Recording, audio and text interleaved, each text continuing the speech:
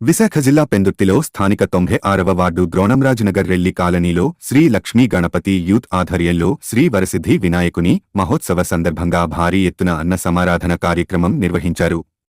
ఈ సందర్భంగా Lakshmi Ganapati youth committee సభ్యులు మాట్లాడుతూ గ్రామ పెద్దలు సహకారంతో అన్నసంతర్పణ కార్యక్రమం నిర్వహించామని తెలిపారు.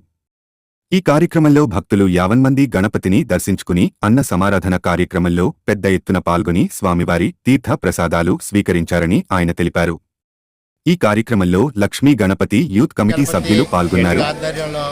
ఇంత భారీ ఎత్తున అన్న సంతర్పణ జరపటకు గ్రామ ప్రజలు, ద్రోణంరాజు నగర పుర ప్రజలు, యూత్, అలాగే గ్రామ పెద్దలు, రాజకీయ నాయకులు వారందరూ అండదండలతో ఈ అన్న సంతర్పణ జరపబడను 40,000 మందికి. అలాగే నెక్స్ట్ ఇయర్ కూడా ఇలాగ భారీ ఎత్తున మాకు సహకరిస్తారని ఆశిస్తున్నాం.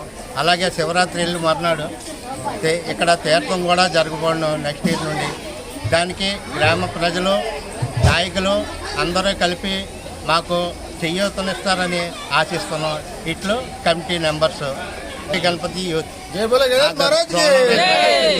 వాళ్ళు చేయలేయడం వల్ల ఇంత భారీ ఎత్తున చేస్తున్నాం.